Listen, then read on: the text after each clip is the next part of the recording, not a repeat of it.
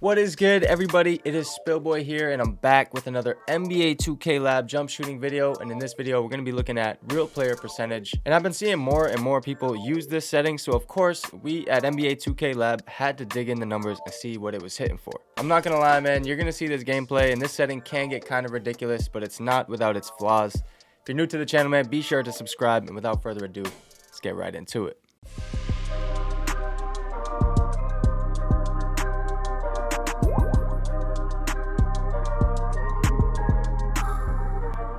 Now, I know a lot of people will see this as somewhat of an issue in 2K since there's not much of a skill gap in using real player percentage, but it's honestly somewhat balanced. Now, in order to tell if a person is using this setting, they will have no feedback on their shot just like this. And real player percentage essentially lowers your ceiling of being a great shooter, but in turn raises your floor and can make you a bit more consistent if you're not great at timing your shots. Now, for this test, we took 200 wide open shots with 3 different bases at an 85 rating and no badges or boosts. Of course, with those things, these percentages would be much higher, but the raw data here really gives you a good idea of how good or bad this setting can actually be. Now on the screen is the make percentage of each base with real player percentage on, and we're showing you this so you can see that the base doesn't impact the make percentage by much, as opposed to user timing where the base is pretty much the only thing that matters. In this case, it's best to use the fastest jump shot base you can if you plan on using this setting. Compare these numbers with actual user jump shot timing, and as you can see, user timing was far better, but that was perfect timing for each shot if you go by the middle make percentage. Now the second test was with different ratings,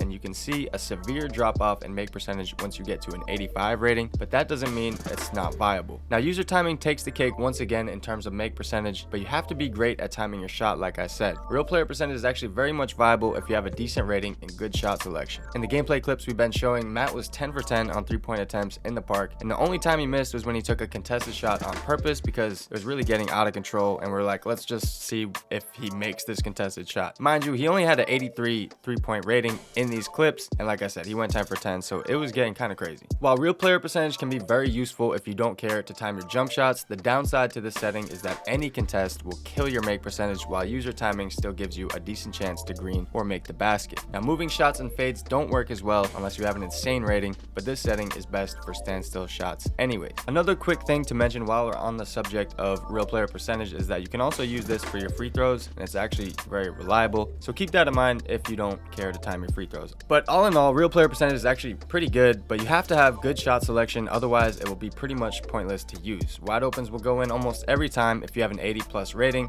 but it's still not as good as an elite shooter with good user timing. Like I said before, this setting will lower your shooting ceiling but raise your floor, and using this setting feels pretty cheap, and I'm going to stick to user timing, but with the influx of more and more people using this, we had to take a deep dive into the numbers. So I hope this video helped you guys, and if it did, be sure to leave a like on the video. It's Spillboy, and I will see you guys in the next one. Later.